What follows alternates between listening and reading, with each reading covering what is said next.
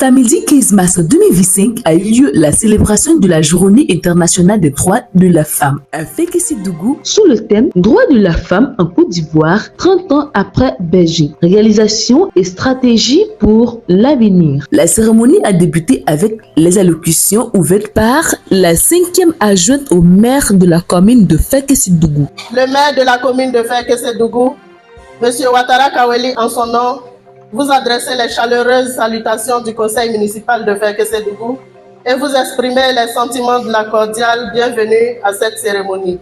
Fota Mana. Cette cérémonie a eu lieu sous la présence de la 3e vice-présidente du conseil régional de Tchologo. Nous célébrons cette année la Journée internationale des droits de la femme sous un angle particulier, celui de la solidarité et de l'autonomisation.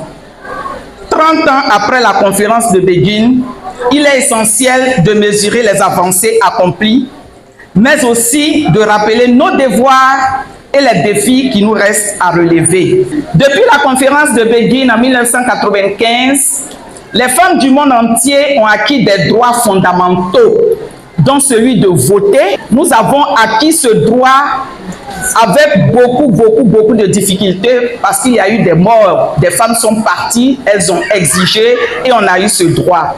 Des réformes ont été entreprises pour garantir l'égalité des chances et la participation active des femmes au développement du pays. Aujourd'hui, nous devons nous féliciter de ces avancées, tout en gardant à l'esprit que le combat n'est pas terminé. Oui, le combat n'est pas terminé, mais nous avons eu des acquis grâce au président Alassane Ouattara.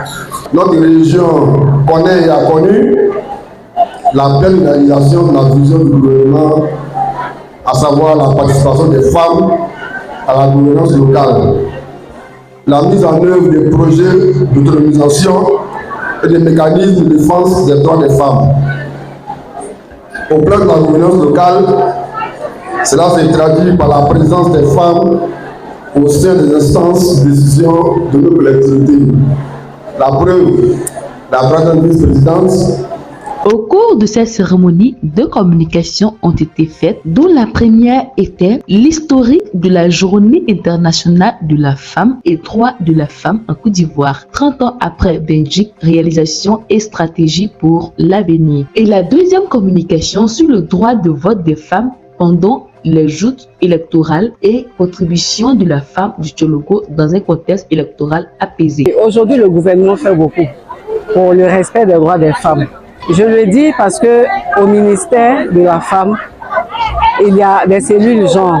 Il y a d'abord une direction genre qui s'occupe des droits des femmes.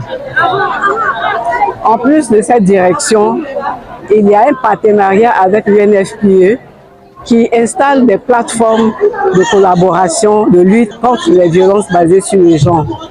Et au niveau du Tchologo, nous en avons 4 plateformes qui, de jour et de nuit, sensibilisent les populations, sensibilisent les communautés, afin que la population, les femmes sachent d'abord quels sont leurs droits.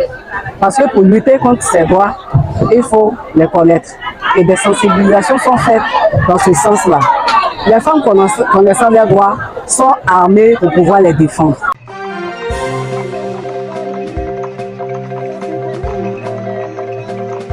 Tchologo TV. Tchologo TV. Flash Info. Tchologo TV. Flash Info. Flash Info. Flash Info.